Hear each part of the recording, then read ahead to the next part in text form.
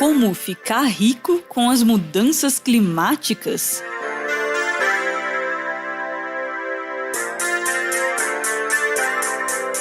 As mudanças climáticas podem desencadear uma série de catástrofes ecológicas e sociais em todo o mundo. Estima-se que, se nada for feito para frear as mudanças climáticas, até 2050, cerca de 5 bilhões de pessoas vão sofrer com a falta de alimentos e de água potável, e outras 550 milhões terão suas casas inundadas pelo aumento do nível do mar. Mas catástrofes ecológicas e sociais globais não significam necessariamente uma catástrofe financeira para todo mundo.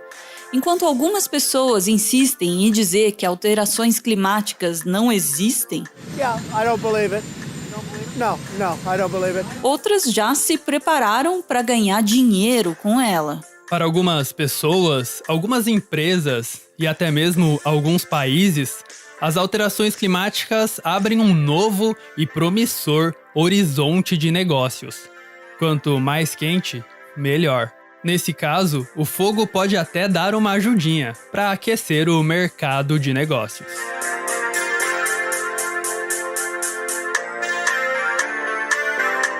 Grandes incêndios causados por verões insuportavelmente quentes e secos têm se tornado cada vez mais comuns e mais devastadores. Os grandes incêndios na Califórnia e na Amazônia são bons exemplos disso. Entre 2017 e 2018, as seguradoras perderam 225 bilhões de dólares com eventos climáticos extremos, como incêndios e grandes tempestades. Só os incêndios da Califórnia levaram uma perda de 18 bilhões de dólares para as seguradoras em 2018. A curto prazo, as alterações climáticas parecem ruins para as seguradoras, mas a longo prazo elas significam outra coisa: publicidade gratuita. Além de contar com a propaganda do próprio clima para vender seguros, as seguradoras também contam com a ajuda de cientistas, que criam modelos climáticos de previsão de catástrofes. Quando uma região é identificada como tendo um alto risco de ser atingida por um incêndio ou por um furacão, por exemplo, as seguradoras passam a cobrar preços exorbitantes ou simplesmente deixam de oferecer os serviços na região. Por causa das alterações climáticas, as seguradoras estão cobrando mais e cobrindo menos. A companhia alemã Munich Re é a maior resseguradora do mundo. Uma resseguradora é tipo uma seguradora de seguradoras. Nessas conferências mundiais em que líderes de países se reúnem para discutir as mudanças climáticas, a Munich Re tenta vender um plano global de seguros, que custaria aos países 10 bilhões de dólares por ano. Para os donos e acionistas de seguradoras e resseguradoras desse tipo, apagar fogo com gasolina não parece uma má ideia. A gasolina, nesse caso, é vendida por petrolíferas, que também veem nas alterações climáticas um poço de oportunidades pronto para ser perfurado.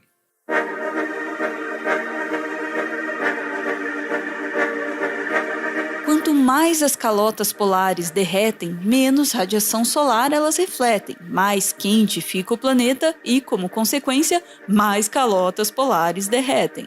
Quanto pior fica, mas não para as petrolíferas. De acordo com o Serviço Geológico dos Estados Unidos, 90 bilhões de barris de petróleo, 47 bilhões de metros cúbicos de gás natural e 44 bilhões de barris de gás natural líquido estão escondidos debaixo do gelo do Ártico, no Polo Norte. Quanto mais esses combustíveis fósseis são queimados, mais quente fica o planeta, mais calotas polares derretem e mais combustíveis fósseis aparecem. Para as petrolíferas, quanto pior fica, melhor fica.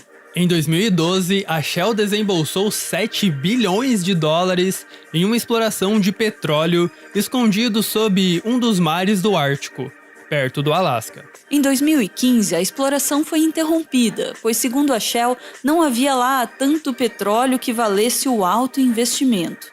Mesmo assim, a Shell disse que vai continuar de olho na região, que tem um enorme potencial petrolífero. Assim como fazem as seguradoras, as petrolíferas também trabalham com modelos climáticos. Esses modelos são utilizados para criar cenários futuros. Alguns cenários são mais otimistas, outros são bem mais pessimistas. O planejamento estratégico da Shell é baseado em 2 cenários futuros. O cenário plano é o mais otimista, que considera que todos os países vão se unir em um esforço global para frear as alterações climáticas, investindo mais em energias renováveis, por exemplo. Esse cenário é tão improvável que parece piada mesmo. Já o cenário intitulado Corrida é o cenário pessimista, que prevê que a competitividade entre os países vai levar a um aumento de emissões de carbono. Cá entre nós, um cenário bem mais realista. A Shell diz que prefere e até está trabalhando para que o cenário plano se concretize. Porém, por parte dos países e até por parte da própria Shell, não parece haver nenhum plano para diminuir as emissões de carbono. Os países estão correndo cada vez mais, um tentando vencer o outro. Não acho que quem ganhar ou quem perder, nem quem ganhar nem perder, vai ganhar ou perder.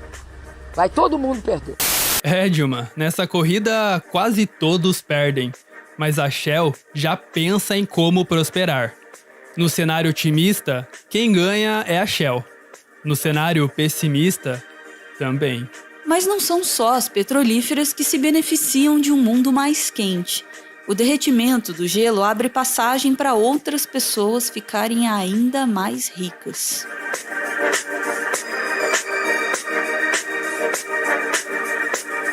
Esse aí é o empresário americano Pat Brown. Em 1997, ele comprou um porto abandonado do governo canadense, pagando apenas $7 por ele. O porto fica na cidade de Churchill, conhecida como capital mundial dos ursos polares, pela grande quantidade desses animais que vivem lá. O porto dá acesso à Baía de Hudson, que na época ficava coberta de gelo quase o ano todo.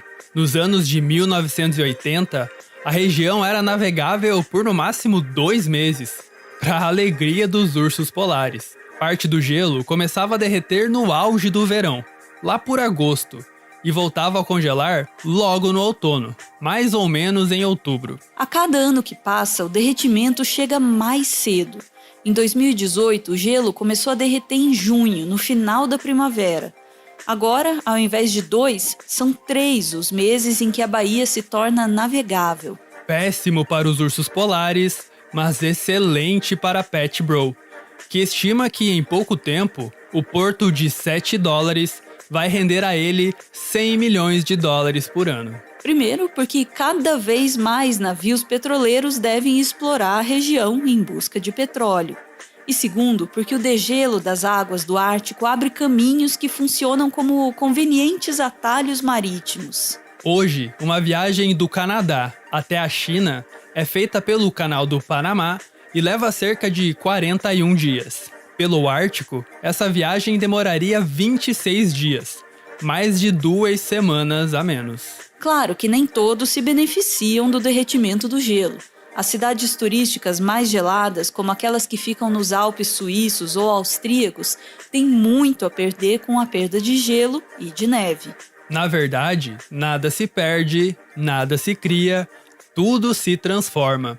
É com esse lema que empresas já lucram com o aquecimento global.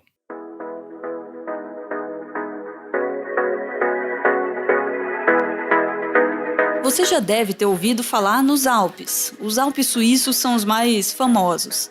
Os Alpes são uma cordilheira de montanhas que, além da Suíça, também cruzam Eslovênia, Áustria, Alemanha, Itália e França. Os Alpes recebem cerca de 120 milhões de turistas por ano. Grande parte desses turistas é atraída pelas famosas estações de esqui. Praticamente todas as cidades dos Alpes dependem quase que exclusivamente do turismo.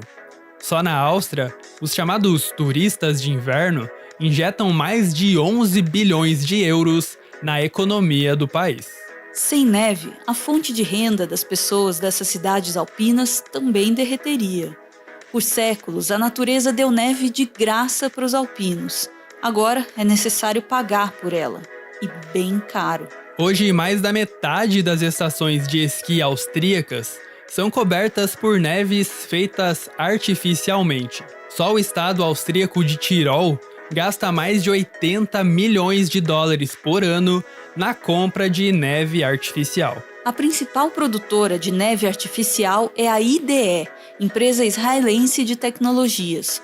O marketing da empresa para vender neve é até meio agressivo.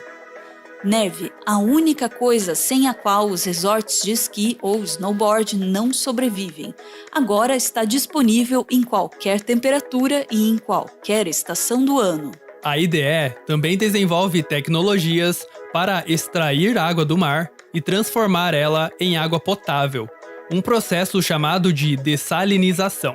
Os dessalinizadores israelenses que o seu Jair comprou para o Nordeste são justamente dessa empresa aí. A IDE lucra 2 vezes com o aquecimento global, com o derretimento e com a seca. E em muitos lugares, a seca é uma consequência do derretimento. Nos Alpes, nos Himalaias, nos Andes, nas montanhas da Califórnia e do Canadá, em todos esses lugares, o gelo que desaparece é também uma reserva de água potável que desaparece. No inverno, que costuma ser mais úmido, a água da chuva congela e fica presa nas montanhas. Já o verão, geralmente é muito mais seco. Justamente quando é mais necessária, a água presa nas montanhas durante o inverno derrete e vai sendo liberada lentamente para os rios durante o verão. Só na América do Sul, 20 milhões de pessoas dependem dessa fonte de água congelada nos Andes. Na Ásia, mais de 1 bilhão e 400 milhões de pessoas consomem a água que derrete dos Himalaias e abastece rios importantes, como o rio Ganges. De certa forma, a empresa israelense que fabrica neve e água potável entendeu como ninguém o lema "nada se perde, nada se cria, tudo se transforma". Essas máquinas de transformações de água e neve são apresentadas como exemplos de como a tecnologia pode ser uma salvação para a crise climática, mas é uma salvação só para quem for capaz de pagar por ela.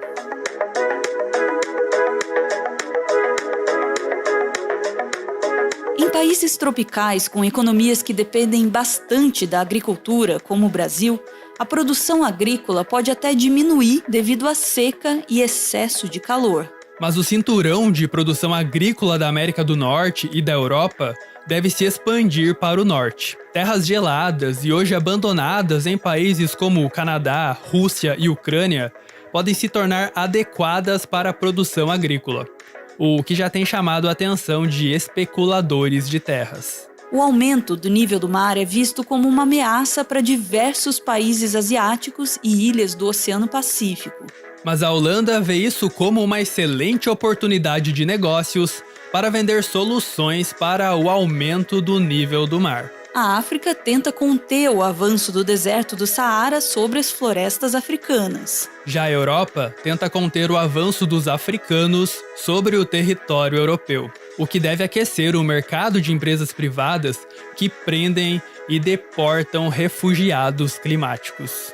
As soluções para a crise climática vão primeiro para os países ricos que podem pagar por elas. A desigualdade entre os ricos do hemisfério norte e os pobres do hemisfério sul, que foi herdada da história e da geografia, pode aumentar ainda mais com as alterações climáticas. As alterações climáticas costumam ser debatidas como um problema ambiental ou econômico, mas a crise climática é também uma crise de humanidade.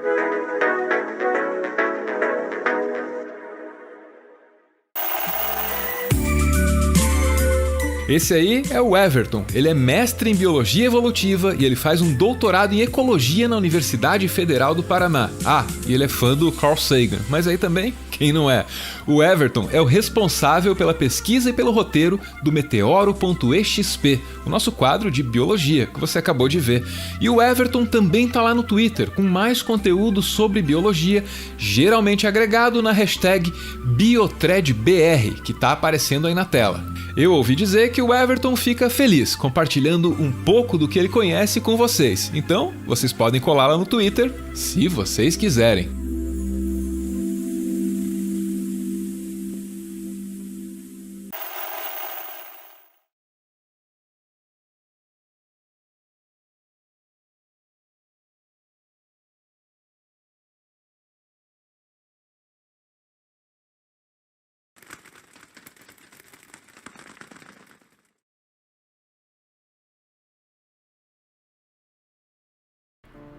Muito obrigado por ver esse vídeo até o final. O Meteoro é mantido graças a uma campanha de financiamento coletivo. Quem participa aparece aqui no finalzinho para receber o nosso agradecimento. Hoje a gente está vendo aí o Arthur acompanhado dos pais, o Daniel e a Natália. É para Natália que o Daniel manda a mensagem que segue. Já se passaram 10 anos desde o nosso primeiro beijo. Tantas coisas aconteceram, algumas tristezas e perdas, muitas felicidades e momentos de alegria, além de conquistas e sonhos que sonhamos juntos. No nosso amor nasceu o Arthur, tão inteligente, lindo e perfeito. Quero passar a minha vida toda ao seu lado. Em você tenho meu porto seguro e encontro forças para seguir em frente sempre. Te amo, meu amor. Beijo, gente. Valeu!